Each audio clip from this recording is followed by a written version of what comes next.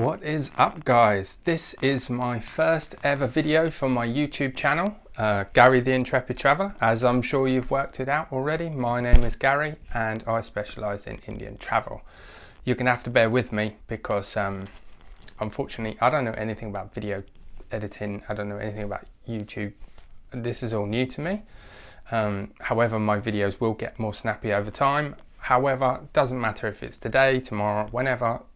My information is consistent, it is well researched, and it is honest. So I have to shoot all this in one take at the moment. I'm really sorry. I don't know how you do that yet. But so today's video is going to be how long should you go backpacking in India? And obviously this is geared towards my foreign viewers, because if the odds are, if you're a domestic traveller, you already live there, so this does not apply to you. I do want to make my videos neutral, but this one is for foreigners. So how long should you go backpacking in India? Now the obvious answer is as long as you can, but that's not necessarily true, and there's a lot of negating factors. Many of you might have mortgages, you might have children, you might not want to, you might have careers that you don't want to leave, so you might only be able to spare a little bit of time, and many people think, oh, you know, India's a whole subcontinent, is it really worth me going there for a few days or a week or something? You can get, in all reality, you can get a decent experience if you just go there for a week. You know, if you go to one of the big cities for the weekend, Calcutta or Chennai or Delhi, these are nice experiences even for the weekend.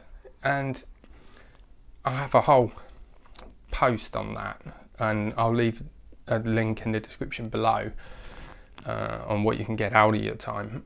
And also, if you've never been backpacking before, ever, and India readily doles out year-long visas, and while that sounds like a really good idea, the truth of the matter is a year on the road will test you.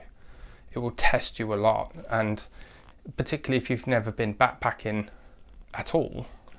India is a very intense country and it can be very trying on you, so I would recommend go for a shorter amount of time. So no, the answer isn't as long as you can. You can, another negative factor actually that I want to go into is your budget.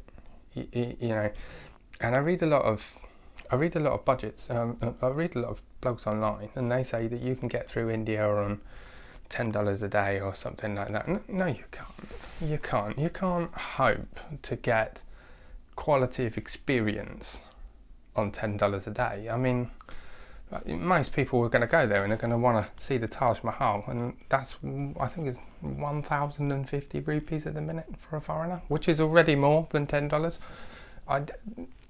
This, as much as you want to hear that, that's not true. How much money you chuck at something will, as in anything in life, will greatly affect the quality of your travels. That's a whole nother blog post. A whole nother set of videos. I've got blogs already for that. You can check out my website for information on that. I haven't got around to making the videos yet. Of course I haven't. This is my first one.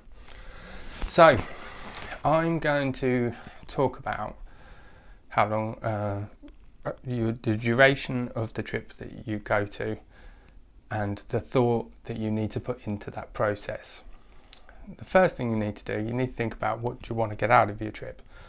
Are you going there on a spiritual quest? Are you going there to see the wildlife? Are you going there to see historical ruins? Are you going there for the culture? Do you want to get off the beaten path? You can move very fast around the tourist path.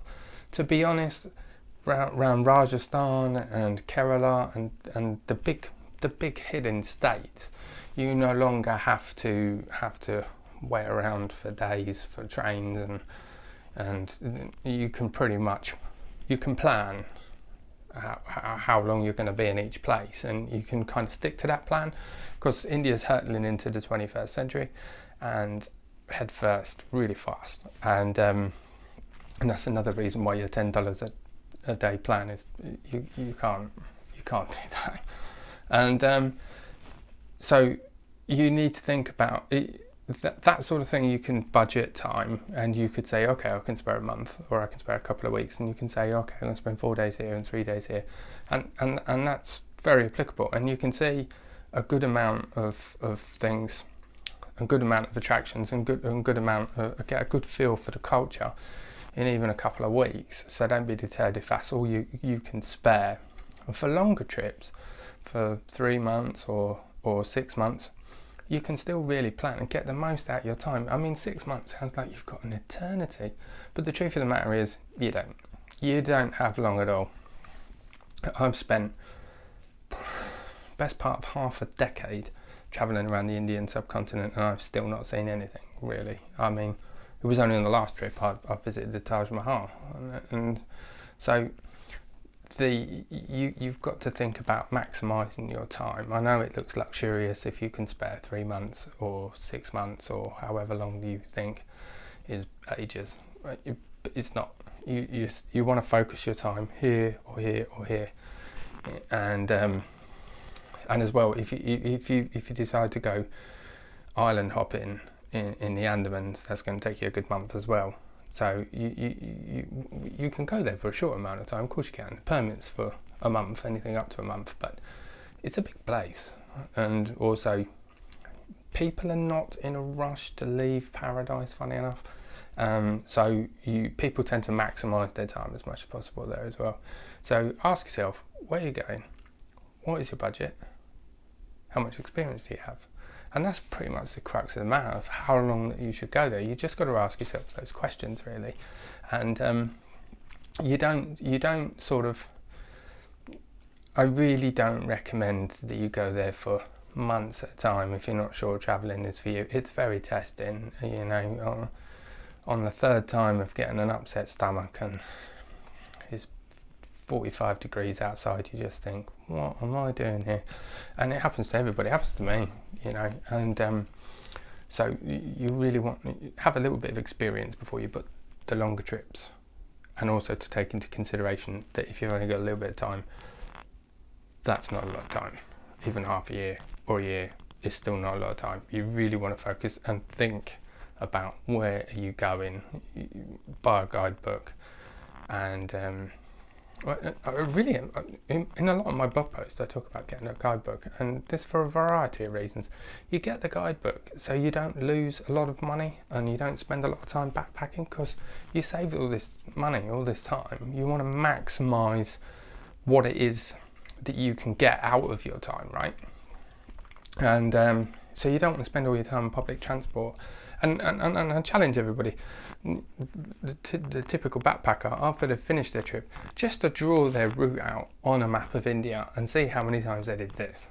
You know, so you're going to economise on your time, and you're also going to save a lot of money if you've got an idea of where you're going.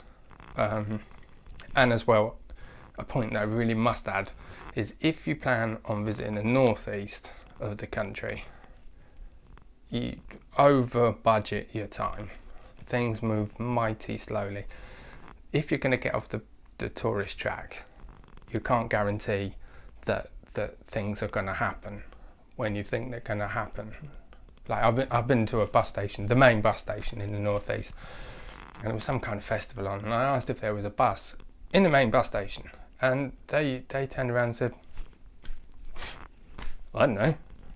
So, and that's not an isolated event. That sort of thing happens. Are you going to get a jeep? Has there been a mudslide?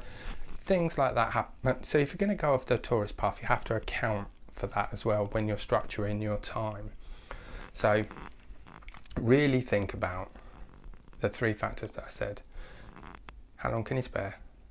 How much money can you chuck at it? And what do you want? That ultimately will build you a better trip. You've got to plan. You can't just make it up. So I'm going to keep this short and sweet for this particular video because this is my first one ever. And I hope I didn't stutter too much. I will get my head around this video editing business. I will. I really will. Thank you for watching, and subscribe to my channel. Sorry, I'm being very British, I'm having a cup of tea.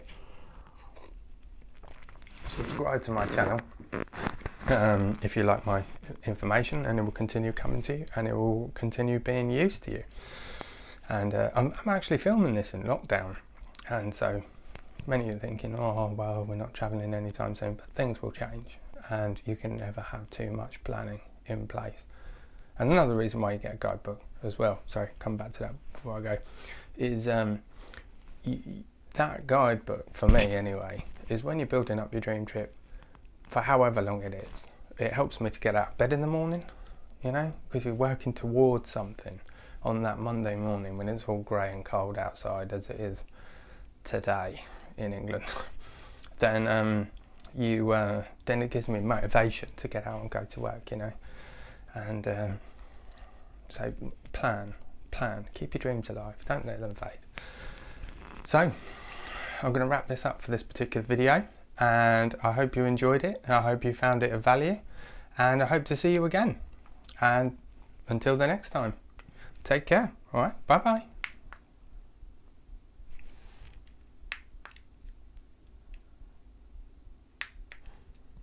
It's still not pressed up. Okay, I'm just going to press stop.